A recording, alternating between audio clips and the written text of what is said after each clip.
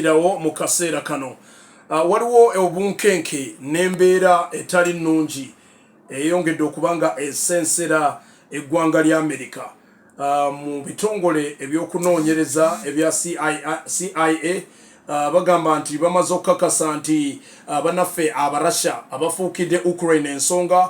nti mu kaseera kano balina arms deal gye balikola endagaano ekwatagana n'ebyokulwanisa eby'amaanyi ennyo nga muli n'ebyokulwanisa nga ebya nuclear nga business eno etuuliddwamu negotiations ez'amaanyi n'eggwanga lya North Korea. Fenna tukimanyi nti omukulembeze wa North Korea Kim Jong ebbanga ddene ayagadde nnyo kuba nti no ayingira funa engeri gy'ayingirako mu lutalo luno nga ye akitwala ng'ekyomukisa okubanga agezesa ebyokulwanisa bye ng'olumu yeesuulamuko akambayaaya naddira ebyokulwanisa nga abigezesa n'abisindika mu semayanja oba ziyite zi ocean naye wabaddewo meeting enkusifu ennyo wakati w'abakugu mu ggwanga lya Russia ne North Korea mu nsonga y'ebyokulwanisa mu lufuutifuuti gye tuyita arms deal negotiations nonno America bweti bwegamba so nga America egamba nti Russia ne North Korea singa deal eno oba kuteesa kuno kwe baliko kusobola okubanga kufuna ekkuba ettuufu oba diiru yabwe nesobola okubanga ekutuka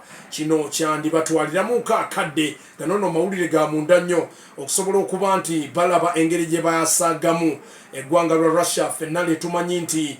super power y'amaanyi emabegaawo abatunulira olutalo lwa Russia ne Ukraine oluvannyuma lw'okuba nti wabaddewo amawulire g'owulira ge tukuwa nti basiizinze emmere balwanie bakubye ebyokulwanisa America n'amawanga amalala ge gabawadde ku luno nno ffe tukirabanga abannaffe bano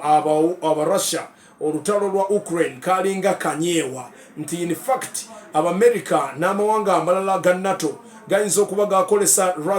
Ukraine okuba nti ke katego oba ke kanyeewa okutanuula olutalo America balaba nti Russia ono alina enkizo nnene nnyo n'ebyokulwanisa byazze alaga ng'ajjayo ng'olumu akyankalana naye nga takuba n'abasigala nga bawooninga ne bagamba nti Ukraine bw'oba olwana togeza kusukka booda ya Ukraine kulumba musajja ono mu ggwanga lya Russia ffe tukiraba nti kayinza okuba kanyeewa ng'emigga egikuba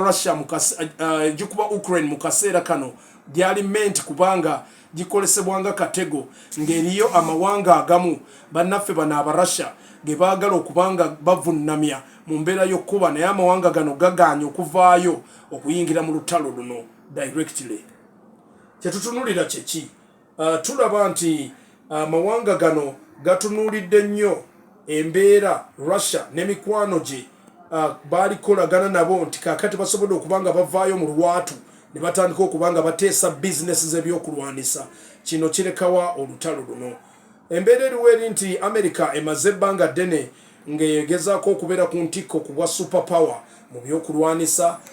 mu byensimbi sente zaabwe za dola zitambula buli wamu nga kakati Russia egamba nti ke kaseera tuvunnamye eggwanga lya America mu byenfuna byayo mu kukakkanya ku nsimbi zaayo nti kirese eggwanga lya Russia ne lyongera okubanga litandise okutabaala ne mu mawanga g'omuddugavu ku lukalu lwa Africa South Africa amawanga agamu wano mu West Africa okuba nti Russia egezaako okubanga ebaayo n'omukono kikakkanye ku maanyi ga America geroza ntino kaakati ewezeze nnyo okyawuliriza NBS radio